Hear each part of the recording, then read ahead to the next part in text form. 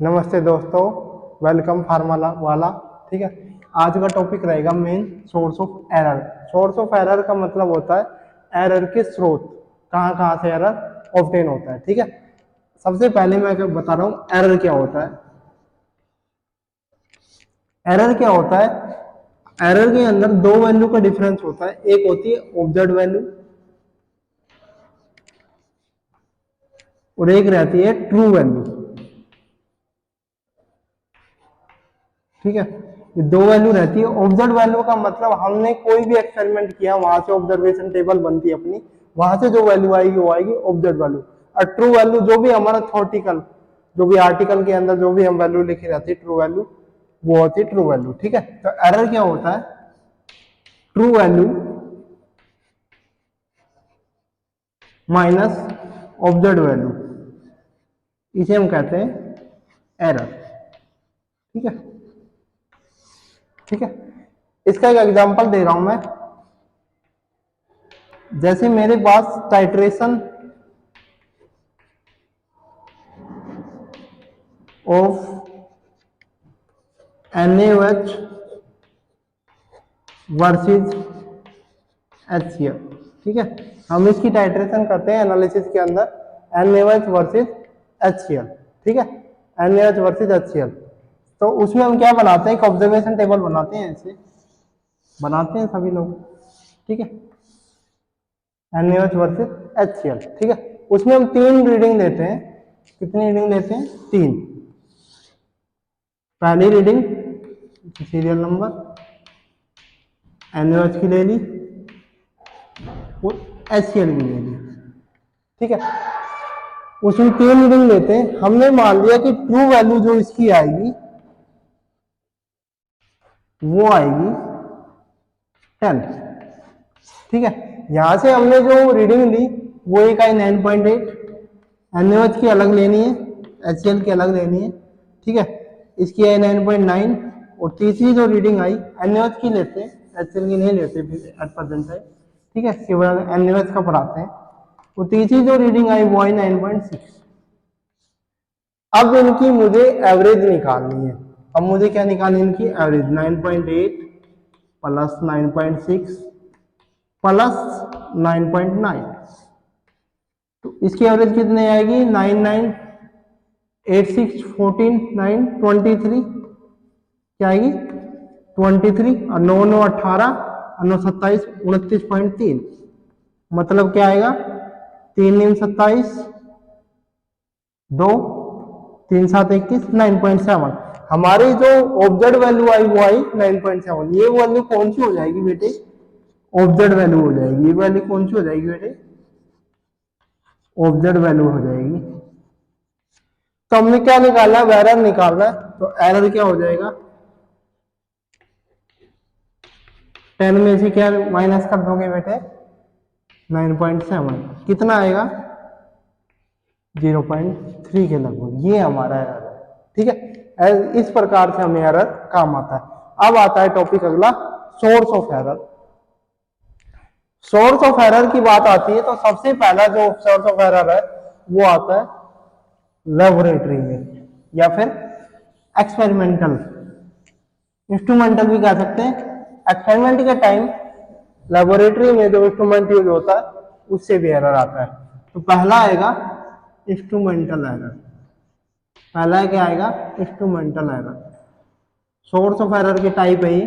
ठीक है। Types of sources of error. तो पहला जो एरर आएगा वो आएगा इंस्ट्रूमेंटल एरर। ठीक है भाई। जो दूसरा मेरा जो एरर आएगा, दूसरा जो एरर आएगा वो आएगा पर्सनल एरर।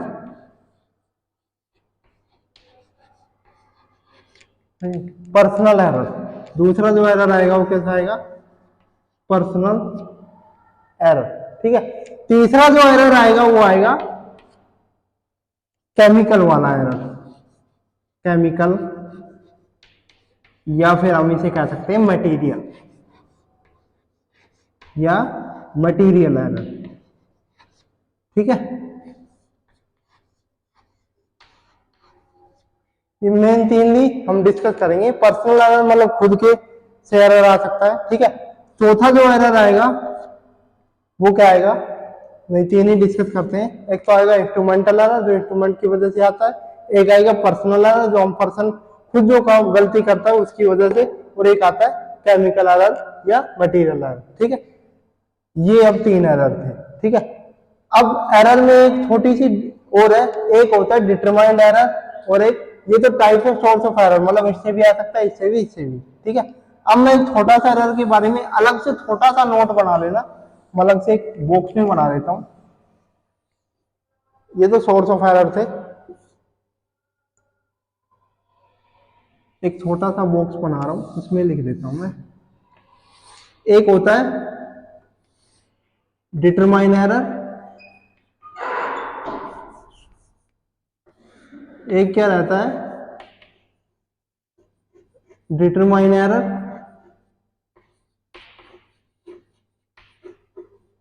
और एक रहता है इनडिटरमाइन error.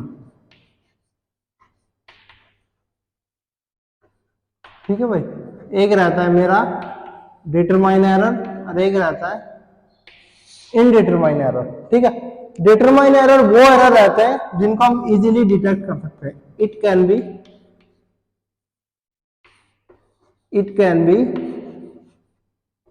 easily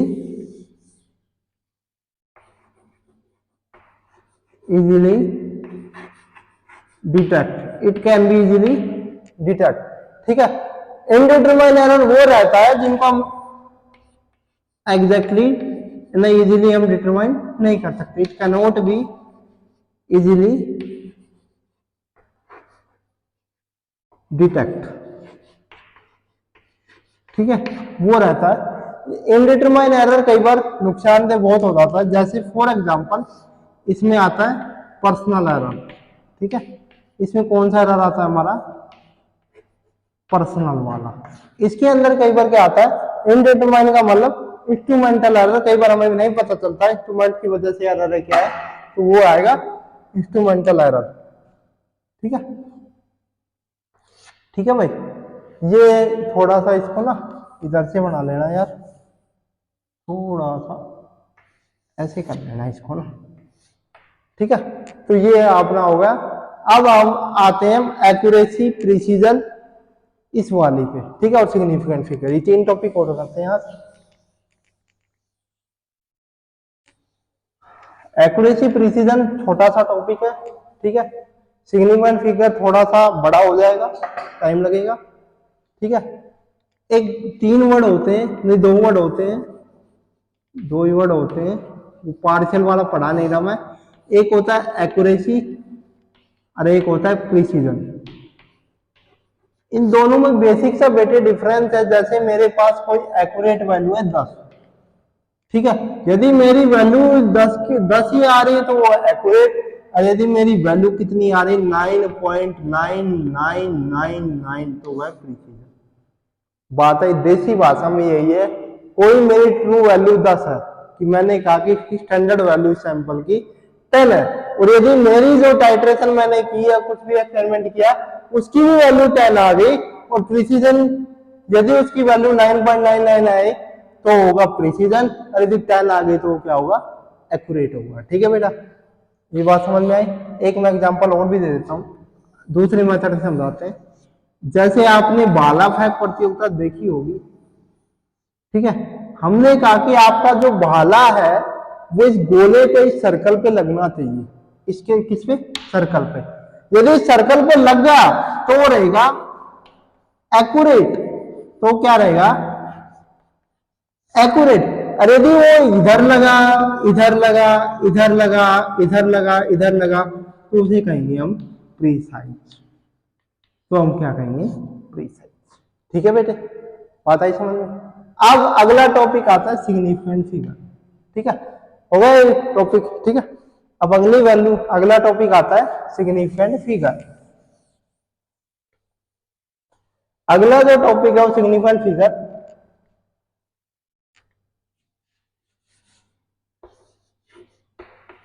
significant figure,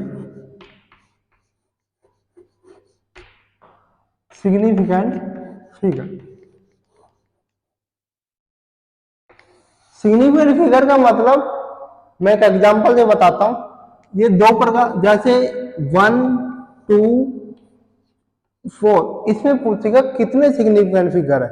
non zero जितने भी नंबर है, देखो दो नंबर रहते हैं अपने पास, एक तो रहता है जीरो नंबर, एक रहता है non zero number. Zero number बेटा, कोई भी जीरो नंबर यदि नॉन जीरो के बाद है, इसका मतलब मैं बताता हूं, यदि कोई भी जीरो नंबर नॉन जीरो के बाद है ना, ये भी जीरो नंबर है, ये भी जीरो है, ये लेकिन नॉन जीरो के बाद है, तब तो ये जीरो होगी काउंट, तब तो जीरो काउंट होगी significant figure. Count in significant figure, count in significant figure, तब तो बेटा ये काउंट होगी सिग्निफिकेंट फिगर। और यदि ये जीरो नॉन काउंट नंबर से पहले लग जाए, सॉरी नॉन जीरो नंबर से, यदि ये जीरो नॉन जीरो नंबर से पहले लग जाए तो ये जीरो क्या हो जाएगी, नॉन काउंट, नॉन काउंट, तब इसको हम काउंट नहीं करेंगे। ठीक है, तो इसमें सिग्निफिकेंट फिगर कितने होंगे, इसमें सिग्निफिकेंट फिगर कितने होंगे, इसमें जो बेटा सिग्निफिकेंट फिगर होगा वो होगा 4। इसमें जो सिग्निफिकेंट फिगर होगा वो कितना होगा, 4। और बेटा इसमें सिग्निफिकेंट फिगर होगा केवल 1। इसमें कितना सिग्निफिकेंट फिगर होगा, केवल 1।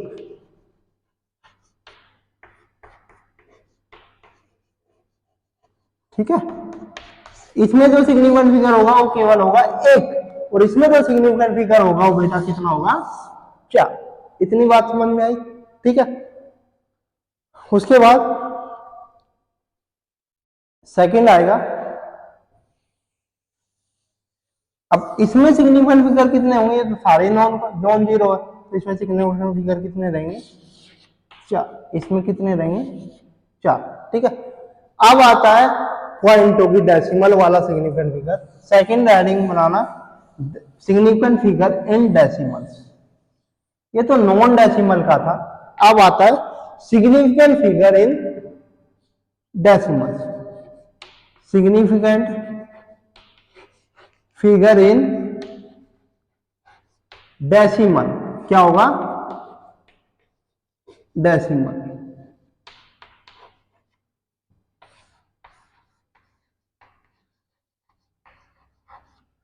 ठीक है, सिग्निफिकेंट फिगर इन डेसिमल, इसका मतलब होता है सिग्निफिकेंट फिगर इन डेसिमल का कि सिग्निफिकेंट फिगर डेसिमल के पहले आएंगे तो काउंट होंगे या बाद में आएंगे तो काउंट होंगे। देखो मैं एक एग्जांपल बता रहा हूं, दो एग्जांपल ले रहा हूं, 0.00123, एक एग्जांपल है ये, और एक एग्जांपल है 123.00।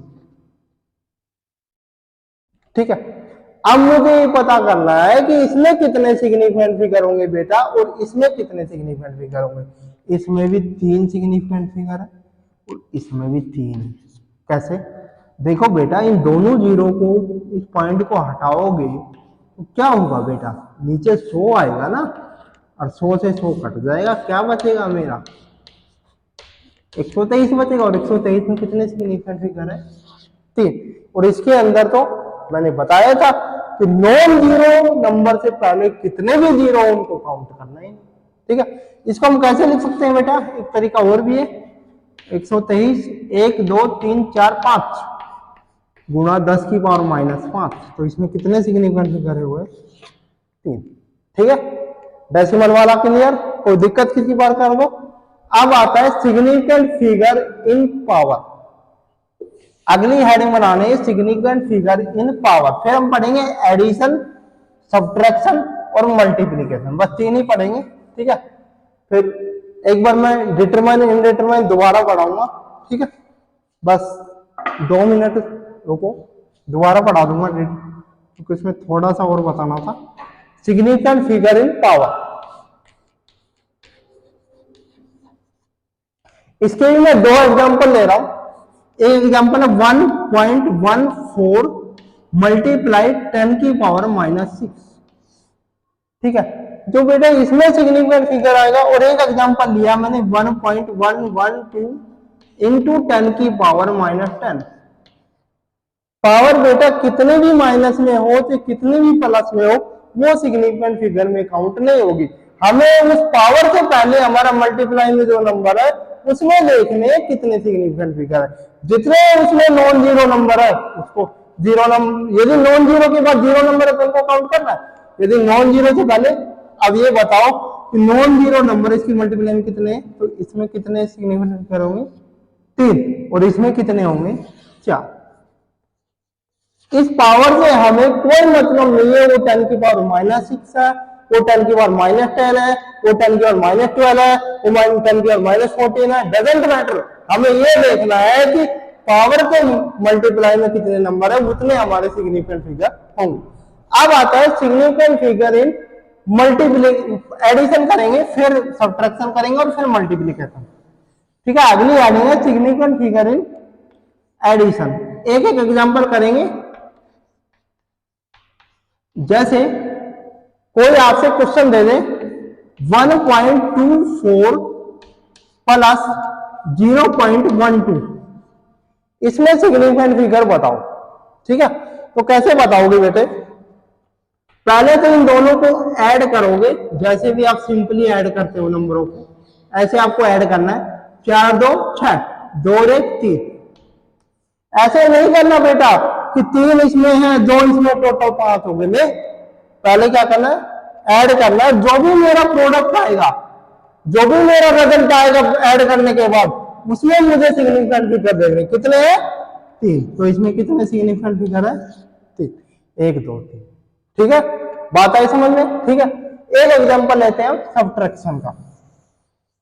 सेकंड एग्जांपल है, सेकंड जो हेडिंग बनानी है आप लोगों को, वो बनानी है सब्ट्रैक्शन। ठीक है, सब्ट्रैक्शन में भी यही रूल लागू होता है। पर सब्ट्रैक्शन में एक चीज याद रखना कि माइनस में रिजल्ट आ रहा है, प्लस में आ रहा है। जैसे 1.21 माइनस 0.89, ये क्वेश्चन आ गया, इसमें पता करना है। तो ऐसे कभी नहीं करना बेटे कि 3 और 2 5 सिग्निफिकेंट फिगर। नहीं, पहले क्या करना हमें, जैसे मैथ में हम करते हैं, पहले नंबरों को माइनस करो। अब माइनस तो करना सबको आता ही है। 11 में से 9 गया 2, 1 बचा, 11 में से 8 गया 3, क्या बचा? 0। अब ये प्रोडक्ट में देख रहे हैं कितने सिग्निफिकेंट फिगर, कितने हैं? नॉन जीरो नंबर देख लो, 1 2, तो इसमें कितने सिग्निफिकेंट फिगर हो गए? ठीक है, अगली हेडिंग बनानी है मल्टीप्लीकेशन। ठीक है भाई, अगली हेडिंग हो जाएगी मल्टीप्लीकेशन। अगली हेडिंग हो जाएगी मल्टीप्लीकेशन।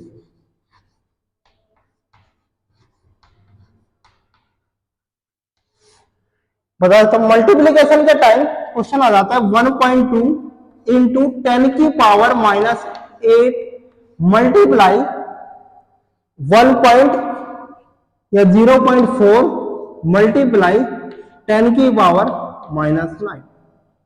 ठीक है, तो गधो एक काम करना, पहले तो पावर को नहीं, पावर तो जुड़ जाएगी ना, सबको पता है पावर मल्टीप्लाई में जुड़ जाती है यदि हमारा बेस सेम हो। तो बेस तो बेटा पावर का सेम है, इधर भी 10 है इधर भी 10 है, तो ये पावर तो जुड़ जाएगी और ये आपस में मल्टीप्लाई हो जाएगा। तो बताओ, ये कुछ ऐसा दिखाई देगा 1.2 मल्टीप्लाई 0.4, इसको ब्रैकेट में कर दो मैं, मल्टीप्लाई 10 की पावर -8 और -9। ठीक है, इसको भी ब्रैकेट में लिख सकता हूं, तो कितना आएगा? 4 दूनी 8 और 4 एकम 4, कितना आ जाएगा? 0.48 और मल्टीप्लाई क्या हो जाएगा? 10 की पावर -17। अब मैं इस पॉइंट को किधर लेके जाऊंगा? ठीक है, अब बताओ कितना आएगा? तो इसमें कितने सिग्निफिकेंट फिगर आएंगे? 2। ठीक है, या फिर एक तरीका और है 0.48 मल्टीप्लाई 10 की पावर -17 को मैं क्या लिख सकता हूं? 48, क्या लिख सकता हूं बताओ भाई? 48 मल्टीप्लाई 10 की पावर -19 जब भी हमारा दो सिग्निफिकेंट फिगर है। पावर से तो वही मतलब ही नहीं है, तो सिग्निफिकेंट फिगर कितना आएगा इसमें, 2 आएगा। ठीक है, खत्म होता है टॉपिक। ठीक है, और ज्यादा से ज्यादा प्रैक्टिस करनी क्वेश्चनों की। ठीक है, अगली क्लास के अंदर डिटरमाइन इनडिटरमाइन थोड़ा सा और एक्सप्लेन करेंगे, आज शॉर्ट में बताया। ठीक है, और पढ़ते रहना है। ठीक है, एक्चुअल में क्या है, सिग्निफिकेंट फिगर के क्वेश्चन हर जगह आता है, चाहे एडिशन हो चाहे सब्ट्रैक्शन हो, हर पेपर में, चाहे फार्मासिस्ट का एग्जाम हो चाहे जीपैट का हो चाहे ड्रग इंस्पेक्टर, कहीं ना कहीं क्वेश्चन आ जाता है। और यही एरर एक्यूरेसी और प्रिसीजन छांटना आना चाहिए। ठीक है, ये बहुत जरूरी है, कहीं आप देख रहे हो ना कहीं क्वेश्चन मिलेगा। ठीक है, और तो ये छोटी छोटी बेसिक बेसिक चीजें उनको अच्छे से करनी है। कोई भी क्वेश्चन हो आपका कमेंट बॉक्स में डाल देना, यदि कोई भी आपको डाउट हो तो उसको हम सोल्व करके जल्दी से जल्दी देंगे। ठीक है, और पहले आपको क्वेश्चनों की प्रैक्टिस करनी है, जहां भी आपको जिस भी किताब में क्वेश्चन मिले सिग्निफिकेंट फिगर से रिलेटेड, चाहे मल्टीप्लीकेशन का हो चाहे एडिशन का हो चाहे सब्ट्रैक्शन का, उसको सोल्व करना है। लेकिन ये बेसिक है, बस ये बेसिक लगाओगे तो कितना भी टफ क्वेश्चन हो सिग्निफिकेंट फिगर का खत्म हो जाएगा। ठीक है, वो खत्म हो जाएगा। ठीक है, और यदि बेसिक आप नहीं सीखोगे तो फिर टॉपिक गड़बड़ा जाएगा। तो सिग्निफिकेंट फिगर होगा। एरर की बात है तो एरर में एक्यूरेसी प्रिसीजन अच्छे से पढ़ना है। ठीक है, और थ्योरी के लिए, ठीक है, थ्योरी तो एरर तो पढ़ ही लोगे, लेकिन मेनली एक्यूरेसी प्रिसीजन अच्छे से पढ़ना है। ठीक है, ये पता रहना चाहिए ऑब्जेक्ट वैल्यू क्या होती है। मैंने 2 एग्जांपल दिए हैं, जो भाला वाला एक एग्जांपल दिया है तो अच्छे से याद रखना। यदि भाला वाला एग्जांपल आपको याद रहेगा तो एक्यूरेसी प्रिसीजन तो चुटकों में कर दोगे आप, कैसा भी टफ क्वेश्चन आ जाए। ठीक है, वो अब की बार एक जीपैट में क्वेश्चन भी आया था, the value is very closest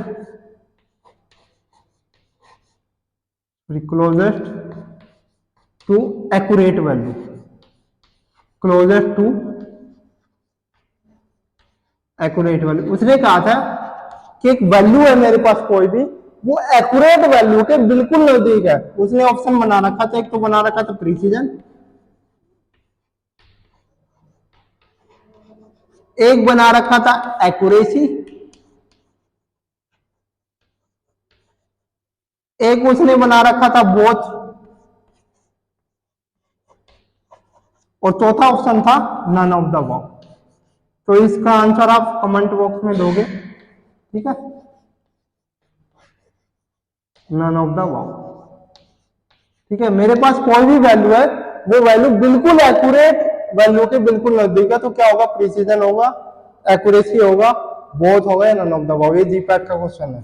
किसका क्वेश्चन है, जीपैट का क्वेश्चन। ठीक है, और ये फार्मासिस्ट में भी आ रखा है, दोनों पेपर में आ रखा है।